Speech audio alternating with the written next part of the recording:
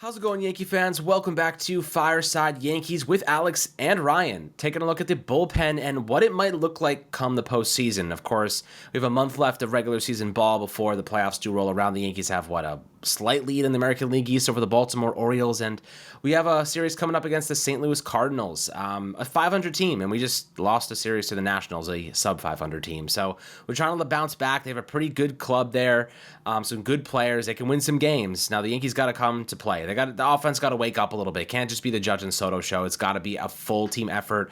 Joel Rodriguez, one of our reporters for Empire Sports Media, went to Somerset the other day and spoke to Rizzo about what it takes to win a championship. Rizzo told him it's got to be all 26 guys that contribute. It can't be one or two, a Judge and Soto. It's got to be a whole team effort. It can't just be the superstars. The Jazz has got to step up. The Volpe's got to step up. The Rizzo's got to step up. Most of all, the pitching has to step up. And we're going to talk about these bullpen guys right now. Ryan, before we dive into it, how you doing today, my friend? I'm doing really well. The Yankees, the Dodgers kind of really took, I think, the sting out of that National Series because they proceeded to win the next two games against the Orioles. That put the Orioles back to two out in the loss column. So we're kind of in the same situation we were heading into that Washington series. Not feeling good about losing a chance to build some separation. I think that will come back to haunt the Yankees if they don't start doing it now. But kind of where we're at with this team, I think the roster is strong. It's just a question of them clicking at the right time. They just haven't consistently done it. They've had stretches where they look really good, and then it just hasn't been like that. National Series was just a disaster. It was really bad. They need to start waking it up. Some guys maybe have to get benched, whether that be LeMahieu, whatever it may be. But when it comes to the bullpen, the question is what it's going to look like in October, right? And as you mentioned, in Somerset, they have a plethora of rehabbing arms. Now, Trevino is no longer in Somerset. He's now in Scranton, so maybe he's a little closer to returning. But also in Scranton is Scott Efros. In Double-A, we have Ian Hamilton. We also have Cody Poteet. I know he's, not necessarily viewed as like a high-leverage reliever or anything like that, but he is an arm, and he's somebody who can, provide some depth if something were to go wrong with the rotation or the bullpen. Those three names are pretty significant, right? Efros has been throwing the ball a little better lately. Matt Blake had a quote where he said, he expects him to be back soon, that he's starting to tick up a little bit. As for Lou Trevino, he looked really good in Double-A. Granted, it's Double-A, right? You expect Lou Trevino to look good in Double-A. Hamilton has been just lights out. His stuff looks all the way back. There are some readings of 98 miles per hour on the fastball. And, I not to dismiss Trevino or Efros, but we haven't seen them in about 2 years. In Efros's case and in Trevino's case, it's almost been 2 years since we've last seen him pitch. In the case of Ian Hamilton, last year he was arguably the best reliever on this team. And there were stretches even this year where he was able to pick up whiffs, where he looked dominant.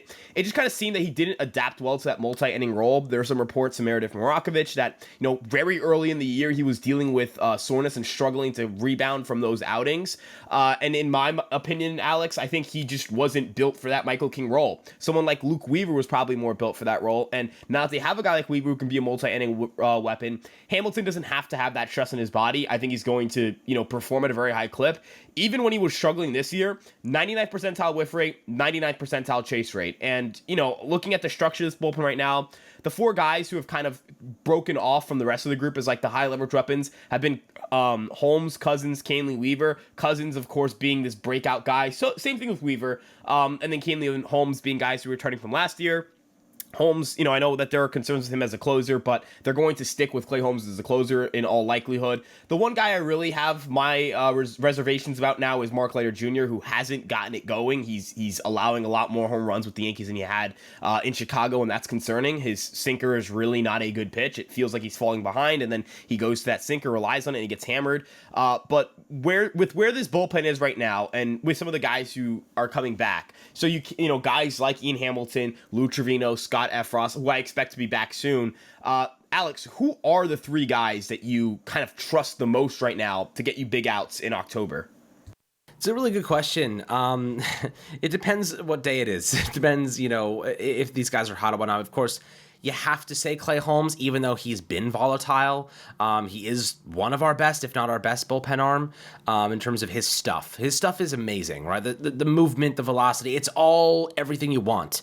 It's just he's erratic sometimes, and sometimes he gets a little unlucky. Sometimes he throws some stuff over the plate that gets knocked around. But I have to say Clay Holmes, just based on the other options, I think Luke Weaver's another guy that I trust a lot. I mean, he's pitched a lot of innings. He's stayed healthy, knock on wood. He's got good velocity, good movement, good pitch mix. I think that it's a guy I do trust at this point in time. I do not trust Mark Leiter Jr. right now. I do not trust Scott Efros. I do not trust Lou Trevino. I want to say I will end up trusting Ian Hamilton. His stuff is good enough. Velocity, he's touching 98 on the gun. This stuff is great. Like, Hamilton has elite stuff. It's just a matter of staying healthy and getting into a little bit of a groove there. I want to say Jake Cousins, he's been so good for us recently, but I just don't know if you can trust him in a high leverage postseason moment. It's a little different than a regular season game against maybe the Washington Nationals. When it's the Astros in the ALDS, can you trust Jake Cousins? That's a different kind of question, you know what I mean? So right now it's got to be Clay Holmes, it's got to be Luke Weaver, and to be quite honest, if a guy like Luis Gil ends up in the bullpen, I trust Luis Gil to get through an inning here and there. His arm's gonna be well rested. When that fastball is on, he's untouchable. I do think that if Luis Gil does make that transition to the bullpen, I trust him, Weaver, and Clay Holmes. What do you think about that? Yeah, and, I personally view Clay Holmes as somebody they're going to have to trust. Like, they have to trust Clay Holmes. They don't really have a choice.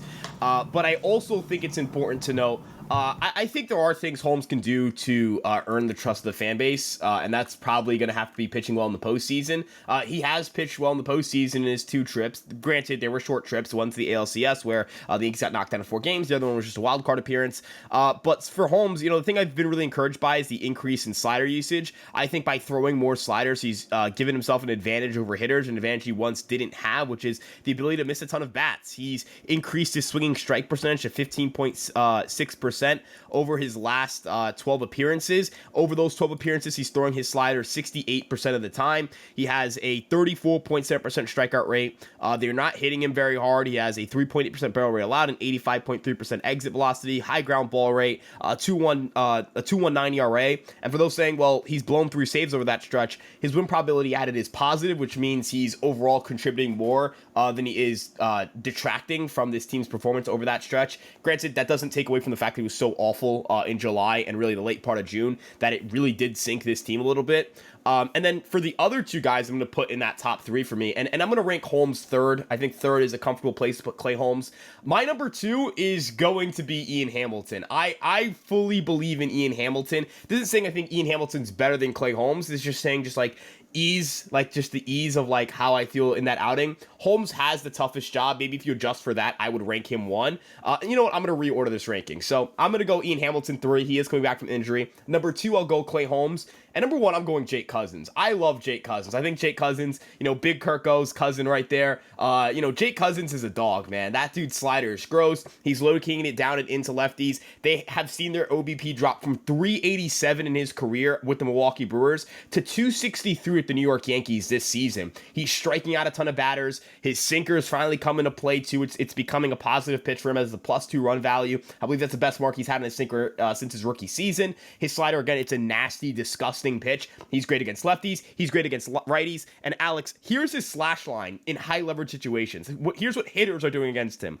077, 250, 077. They're hitting under 100 with a 250 OBP, and they have not generated an extra base hit against him in high leverage. They can't touch this guy. You got to pray he walks you, because if he doesn't walk you, he's going to strike your ass out. And I hope one day he pitches in the postseason and he gets a big out and he does like Kirk Cousins. He turns around and he goes, "You like that? You like that?" I love Jake Cousins. That's my dog. So to rank them again, for my 3 guys, it'd be Hamilton, Holmes, and Cousins. But what I wanted to also ask you, Alex, is when it comes to the starters who you feel most comfortable throwing in the bullpen, I think Luis Gil's a natural fit. But I also think Carlos Rodon would fit that role well. I know he struggles in the first 2 innings of his outings. He put out that stat yesterday. I think it's 6.60, which is just gross. It's disgusting. It's not good. But the stuff looks like it would play in the bullpen. Nasty slider, good fastball, good changeup. They need left-handed relievers, and Tim Hill probably won't be on this team when everyone comes back. What do you think about throwing Carlos Rodon in the bullpen? Would you be for that, against that? Like, what will your thought process be on that?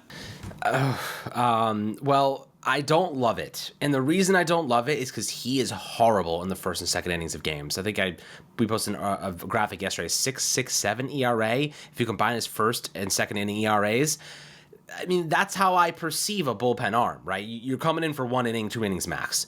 and he sucks in the first 2 innings of a game. He needs time to build into a game a lot of times, and that's where I get really concerned about him, is that I don't trust him in his first inning or his second inning. So yeah, like if you need someone to go 4 or 5, maybe let's say your starter gets knocked out early, you could throw Rodon in there to help you get through 3-4 innings for sure.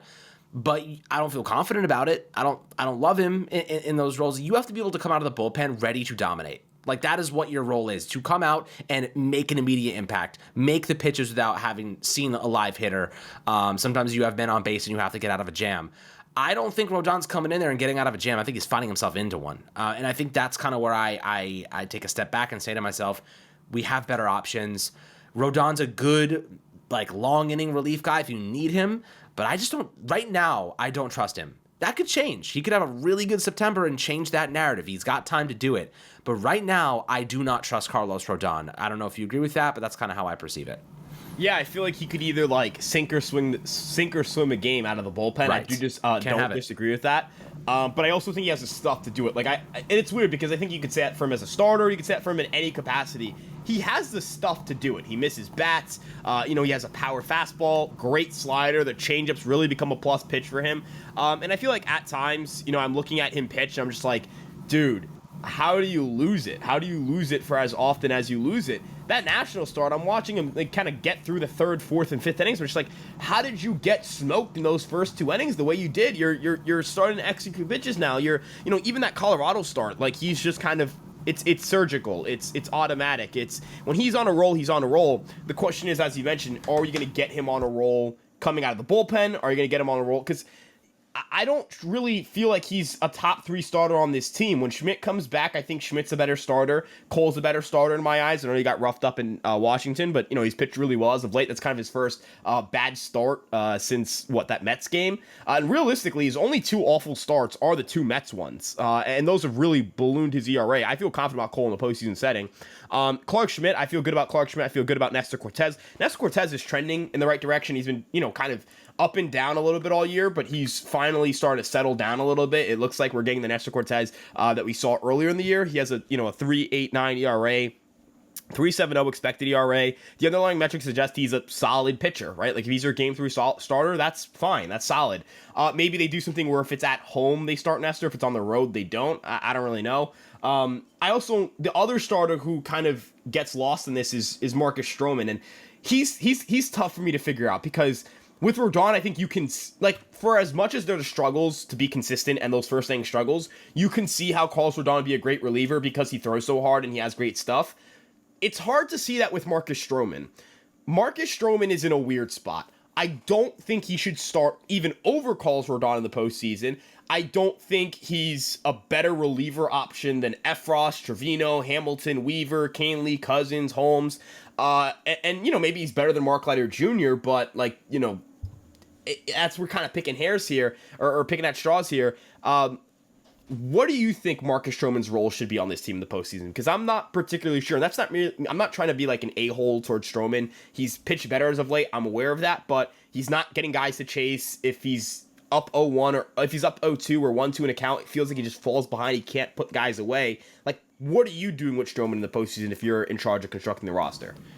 I mean, look, I have nothing against Strowman. I'm simply looking at the metrics. In the first inning of games, he has a 5.40 ERA. So it's a bit problematic.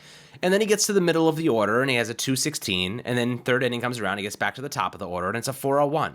So you're kind of seeing against good hitters, they're killing him. Against middle of the rotation or middle of the lineup to below a lower lineup, he's having a little bit more success. But when you're up against these types of teams in the postseason, you're going up against teams that have really well-composed rosters. Like, from top to bottom, like of your batting order, you're facing some good hitters throughout, especially guys like the Astros. Like, you're going to have to compete. I don't think that Strowman's capable right now. Why? As you mentioned, the velocity is down significantly. It's not a blip in the radar. It is a guy waving a red flag saying, "Don't come here." Because he's like Tom Hanks in Castaway. You don't want to be stuck on that island. You know what I mean? It's not where you want to be right now in terms of velocity standpoint, a location standpoint, and the second he starts getting hit, the confidence deteriorates fast. I don't like him even touching the field in a postseason appearance. I unfortunately, that's how I feel right now. Again, There's a month left of baseball here before the postseason rolls around. That narrative could change. My opinion could change. But right now, Strowman's velocity being down against playoff caliber teams is a recipe for disaster. The numbers say it. The velocity says it. The pitch metrics say it.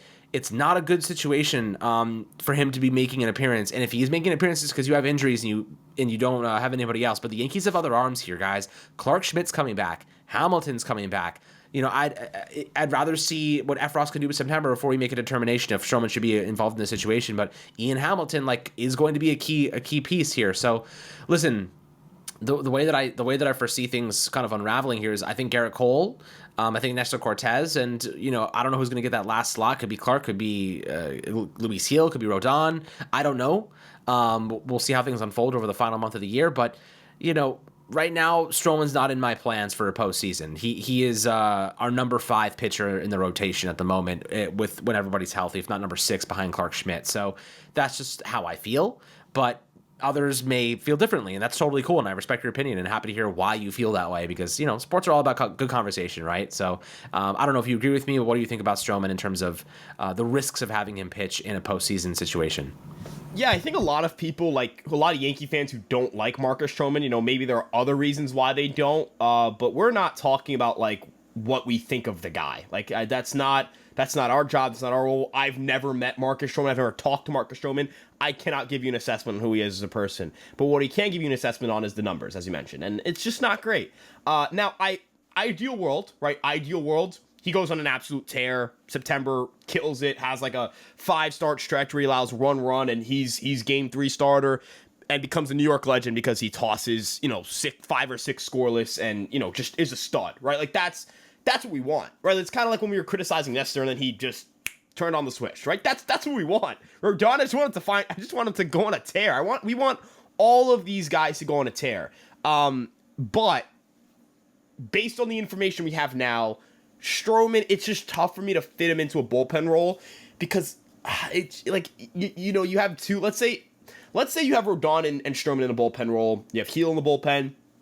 Not only do you have to, that means you have to sub out 2 of these guys. Basically, you have to sub out 2 of your relievers. Leiter Jr. would be a sensical swap out. That doesn't really that makes sense. And then you've got to maybe one of these guys aren't performing well. Maybe Efros doesn't come back and throw it well. Maybe Trevino doesn't come back and throw well. But I'd even go with guys who have better stuff and are meh, have kind of been meh all year, than a starter who doesn't have really good stuff because it's not going to translate well. I don't believe that low velo means you have bad stuff either. If Nestor Cortez was in a bullpen role, I actually think he'd be really nice in that role because he's really strong first few innings. He can miss bats. I think stuff plus stuff, all that stuff. You can use that and you can find there are guys who have low velocity who either have good stuff plus metrics or beat their stuff plus metrics. It's also important to note situational, right? In situations, trying to get certain situations, certain guys in certain spots. It's weird because a guy like Tim Hill would be the perfect get this one left-handed batter out kind of guy, but he just doesn't miss bats at all. And so I understand with this infield not wanting to rely on him.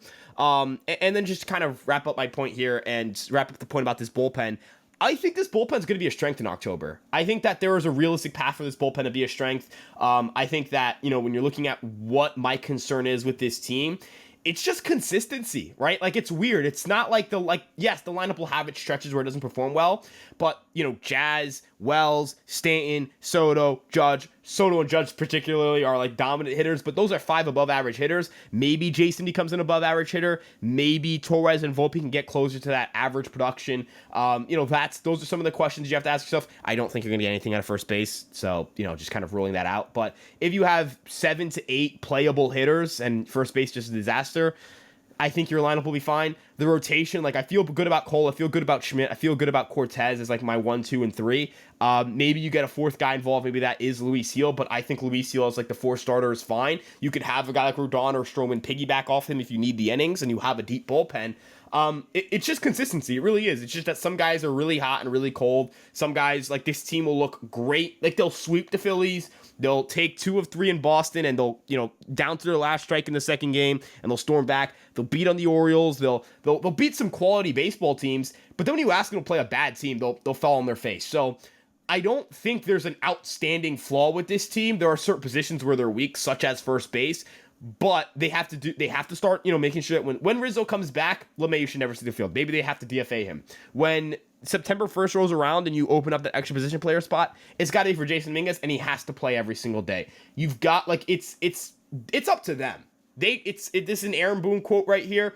It's right in front of them. It's up to Aaron Boone. I just slammed my keyboard. It's up to Aaron Boone to play the right players. It's up to this offense to show up when it matters most. It's up for the defense and to the base runners to do their job, to not make a bunch of stupid mistakes. It's up to, the pitching staff, make the right pitches, be smart, go after guys you should go after. Don't, force a damaged pitch to a guy who rocks. I like when they walk really good hitters to face a bad hitter. Teams do it to Judge. You could do it to them as well. So yeah, I don't know. Alex, it doesn't feel like the bullpen for me is a weakness for them right now. It feels like it could become a strength for them by the end of the season.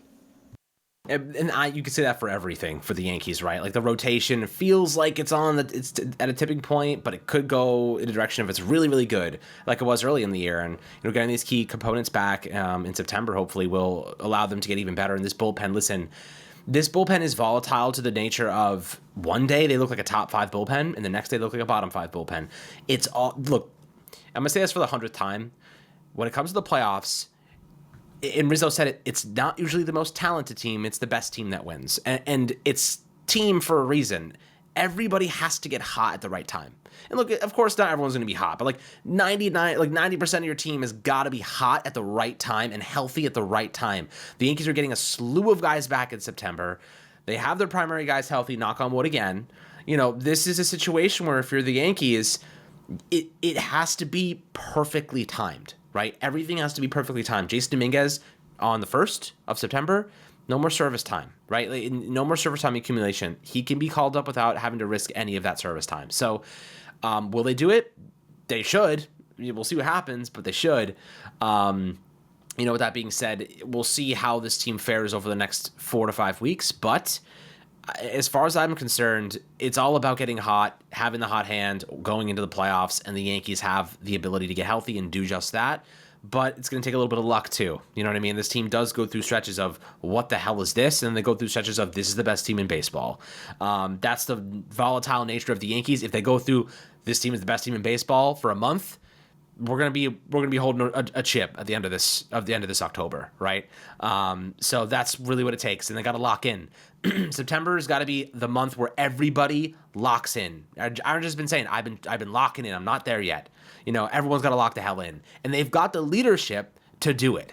They just have to actually step in and stay confident, have each other's backs, pick each other up when they're down. No 2-run games against the Nationals, guys. You got to be putting up 5 or 6 against these clowns. You can't have your offense disappear like this against bad teams and bad. Patrick Corbin went 6 scoreless innings against us. Unacceptable.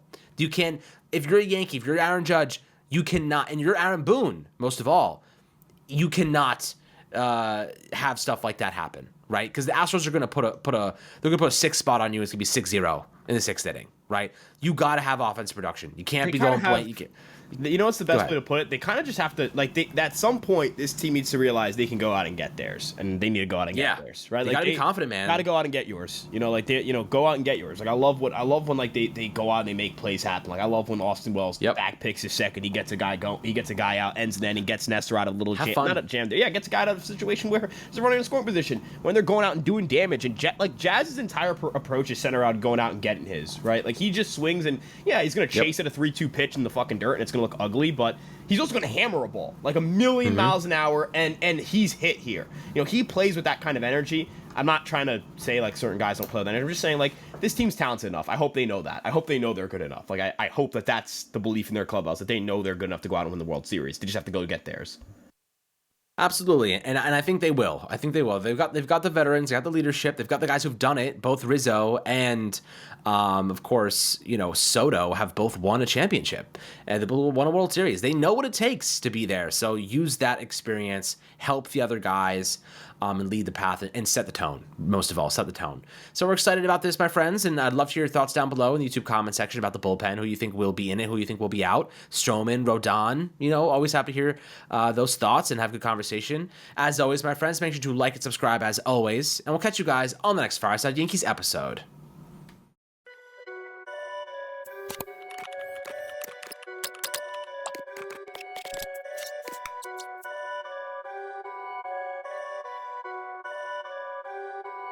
Perfect.